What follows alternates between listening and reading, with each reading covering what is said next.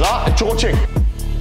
1, 2, 3, 4, 5, 1, 2, 3, 4. Salut à tous les amis. Aujourd'hui, on se retrouve. On a un Marlon Brun qui est boxeur professionnel, qui a 11 combats, 10 victoires, qui combat dans 2 semaines.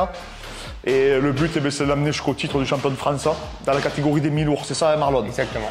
Donc là, on est à la fin de la préparation. Il est en diète, il est en sèche, donc il est en restriction calorique, il est en déficit calorique. Donc on va travailler principalement sur 2 mouvements. Un mouvement qu'on fait avec le Kaiser, qui est ici, qui provoque une rotation interne.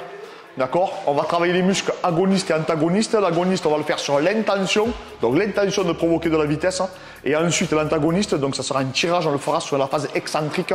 Donc avec cet outil-là, qui est ici. Donc c'est ça qu'on va utiliser pour la préparation de Marlon aujourd'hui. Après on va faire de la réactivité et après je le prendrai pour qu'il délie un petit peu la leçon. Bon les amis, et t'exploses. Go! Explose, c'est toujours l'intention de provoquer de la vitesse.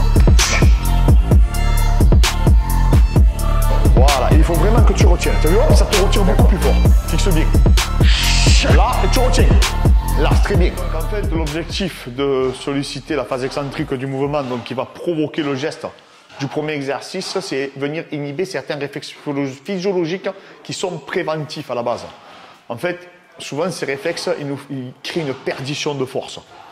Donc derrière, quand on veut créer cette production de force, là en l'occurrence en boxe anglaise, donc admettons sur le bras arrière, il a un gros bras arrière Marlon, eh bien en fait le but c'est d'arriver à inhiber, c'est surtout d'apprendre à son corps à les inhiber jusqu'à une certaine limite. Il faut faire attention quand on veut inhiber certains réflexes préventifs, parce que le problème c'est qu'après derrière on peut provoquer une blessure.